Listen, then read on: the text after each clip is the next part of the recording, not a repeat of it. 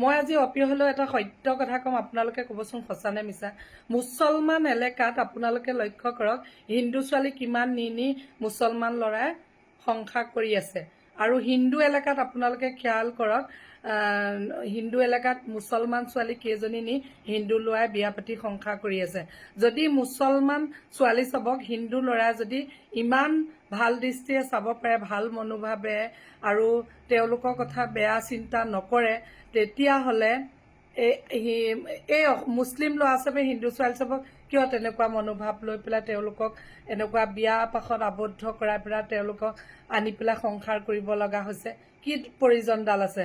আৰু মই একাংশ হিন্দু ছোৱালীক ক'ব বিচাৰিছোঁ, তোমালোকক পিতৃ মাতৃ ইমান কষ্টকৈ পঢ়া শুনা কৰি ডাঙৰ দীঘল কৰে, কিমান সপোন থাকে, এই সপোন চব তোমালোকে কিয় মানে শেষ কৰি দিয়া, ভাঙি দিয়া কিহৰ কাৰণে?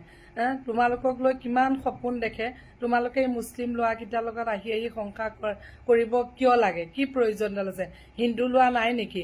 আৰু আমাৰ মুছলিম ছোৱালীক মই এইটো কাৰণেই ধন্যবাদ দিওঁ, তেওঁলোকে হিন্দু ল'ৰাৰ লগত বিয়া নহয়। আৰু হিন্দু ল'ৰাকো মই এইটো কাৰণেই ধন্যবাদ দিওঁ, মুছলমান ছোৱালীক তেওঁলোকে বেয়া দৃষ্টিৰে নাচায় আৰু বিয়া পতাৰ চিন্তা নকৰে আৰু নিনিয়েও।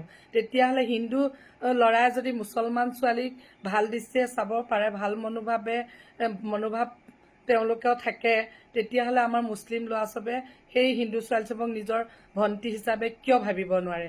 এইকণ কিয় নোৱাৰে? তেওঁলোকে কিয় ইমান বেয়া চিন্তা কৰে? আৰু কেইজনী মুছলিম ছোৱালীক হিন্দু ল'ৰাই ধৰ্ষণ কৰিছে মোক দেখাই দিয়কচোন বাৰু।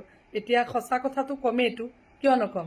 মই সেইকাৰণে এই যেন কঠোৰ আইন চব আনিছে, মই মাননীয় হিমন্ত বিশ্ব শৰ্মা ডাঙৰীয়াক আমাৰ মহিলা সমিতিৰ তৰফৰ পৰা চেলুট জনাইছোঁ। কিয় আপুনি যেন এই আইন চব আনিছে আৰু ইয়াতকৈ কঠোৰ আইন আনিব লাগে, যাতে এই ল'ৰা ছোৱালী চব এতিয়া বেয়া ফালে গতি নকৰে।